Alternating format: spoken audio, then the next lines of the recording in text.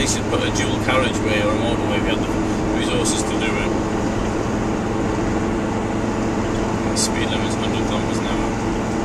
I'm doing 90.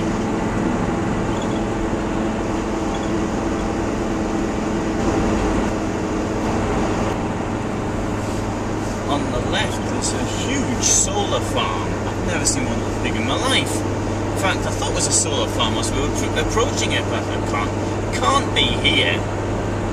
I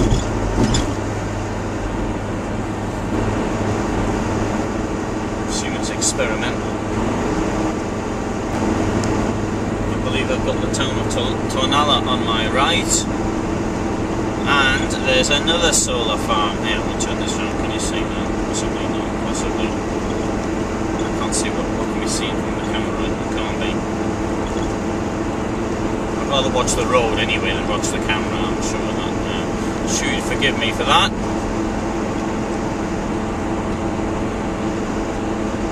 It's a bit smaller. I very much believe in solar power, but I mean you have to be realistic about solar power. Is that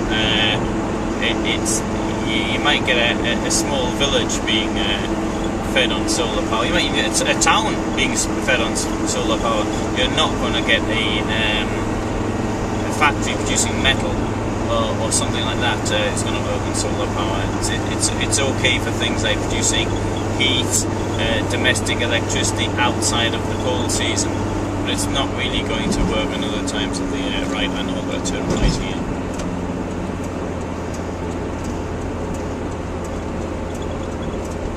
Before not from the map, because this will then go south, and this other road we've been on now will continue in the west direction.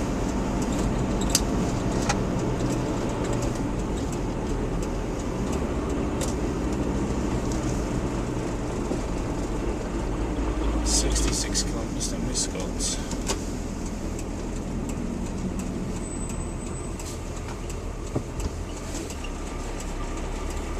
Oh, no, there's another solar. I mean, that's brilliant if this is genuinely going to be producing lots of solar energy. To give an idea of how effective or ineffective solar power is, I would need to cover the roof of this vehicle to meet my needs inside it, which are to run my computer and other electronic equipment, to run the water pipe, lighting, and a small fridge.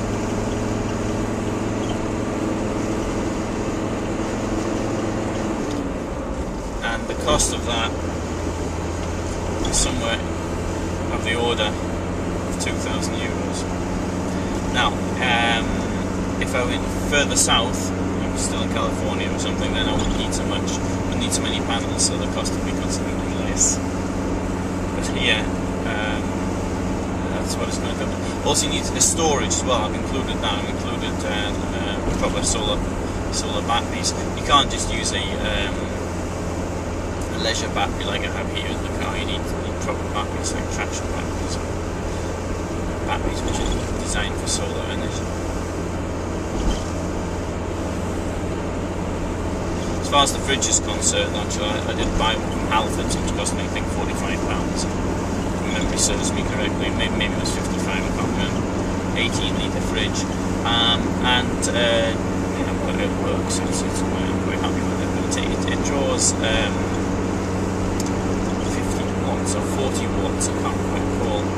3.5 amps an hour, and it's. Yes, 3.5 amps an hour will be 40 watts, just under 3.5. You need a very strong battery to be able to cope with that. I was thinking of getting myself a compressor fridge, which is pretty expensive, very expensive, but as things have turned out so far, I haven't really felt the need for one. But the 18-litre fridge I've got at present is, in fact, it's too big for my requirements. So I'm keeping something fuller than I actually need. So I mean, 18-litre fridge is probably for like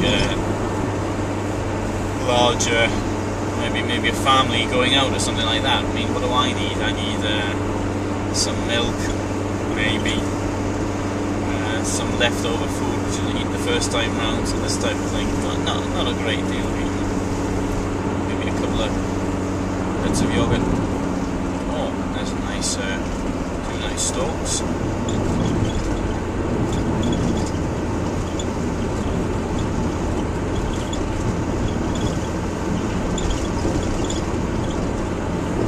South of Slovakia, and it's not all that far now from the Hungarian border, to be honest.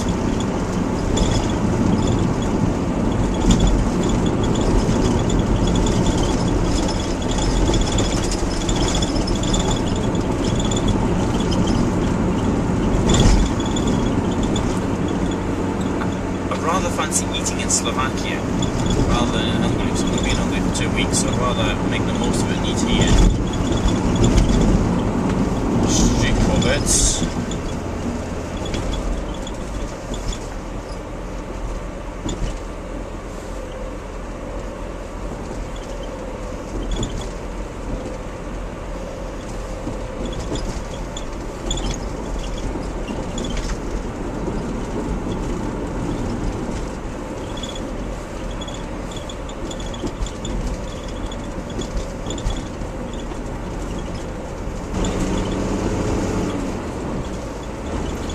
Lovely castle there. Not castle, I'm exaggerating. Palace for sale. Bit of a ruin though.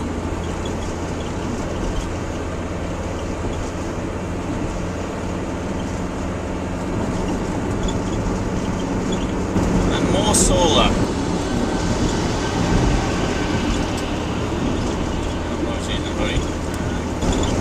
Clearly there's an experiment going here on solar energy, and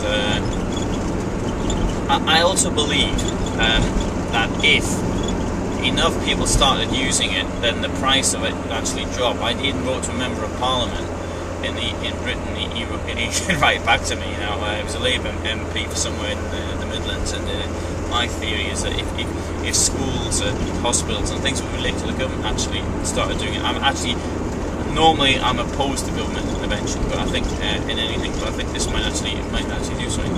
If that happened, that would force the price of it down because there'd be more and more people involved in it. That is the theory. Anyway, this member, whose name I can't remember now, he wrote back to me and he said, yeah, it's a good idea, and that is something to think about. I did, of course, say in my letter it could be this playground economics, because I don't know enough about the subject.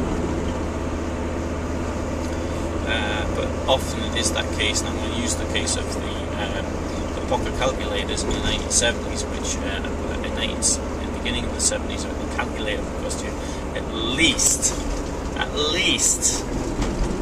week's pay. And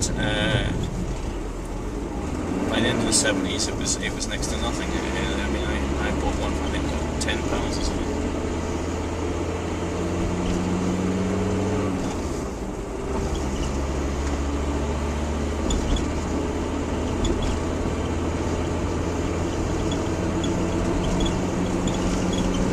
Another thing is with solar power is that it's getting much more efficient. I've been reading quite a lot about it, because I want to put solar on the car. I want to make myself independent of having an electricity supply. The problem is, though, for most people, though, I'm a very heavy user of my car. I mean, I use it a great deal, I live in it, just about. So I need something strong, but I mean, most people don't use it at all. But knowing that would be totally the cost would be astronomical.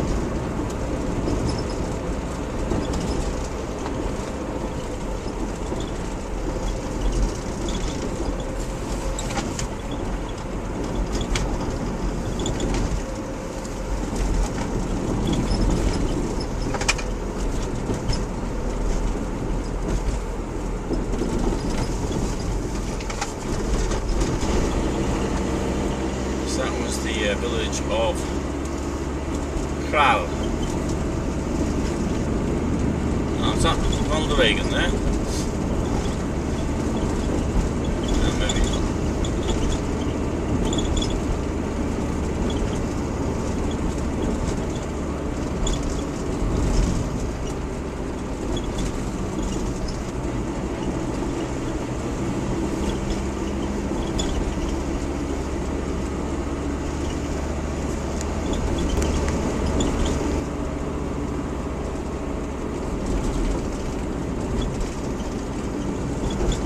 Coming up to the Hungarian border,